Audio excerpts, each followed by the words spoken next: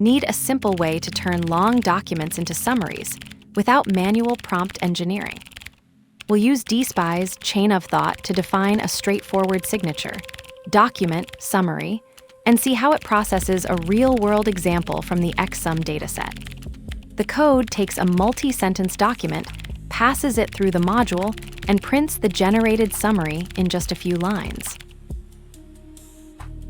Hash example from the XSum dataset. Document: the 21-year-old made 7 appearances for the Hammers and netted his only goal for them in a Europa League qualification round match against Andorran side FC Lustranes last season. Lee had 2 loan spells in League One last term, with Blackpool and then Colchester United. He scored twice for the U's, but was unable to save them from relegation. The length of Lee's contract with the promoted Tykes has not been revealed. Find all the latest football transfers on our dedicated page. Summarize DSPy, ChainOfThought document summary. Response equals summarize, document equals document. Print response summary. This demonstrates DSPy's signature-based task definition, where a simple string declaration, document summary, creates a complete processing module. The pattern uses semantic field names to define both the input and expected output, replacing explicit prompts with a structured interface. What distinguishes this approach is how the signature itself becomes the primary abstraction for the task. The technique works by encapsulating the entire operation within a ChainOfThought module that automatically handles the reasoning and generation process. You specify only the core data relationship, while the framework manages the underlying implementation details. This creates a clean separation between the task specification and its execution, where the signature serves as both documentation and configuration. This approach simplifies text processing tasks by reducing them to their essential components. The code shows how you can define a summarization operation with minimal boilerplate, making the intent immediately clear through the signature alone. This pattern is particularly useful when you need to maintain clear, declarative boundaries between processing stages in text-based workflows. Let's break it down line by line. Hash example from the XSum dataset. Document: the 21-year-old made 7 appearances for the Hammers and netted his only goal for them in a Europa League qualification round match against Andorran side FC Lustranes last season. Lee had 2 loan spells in League One last term, with Blackpool and then Colchester United. He scored twice for the U's, but was unable to save them from relegation.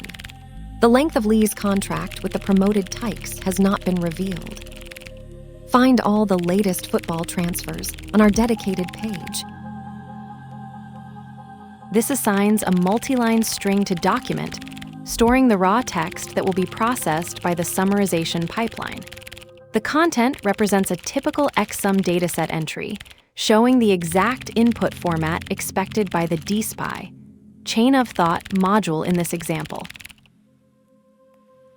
Summarize DSPy, ChainOfThought document summary.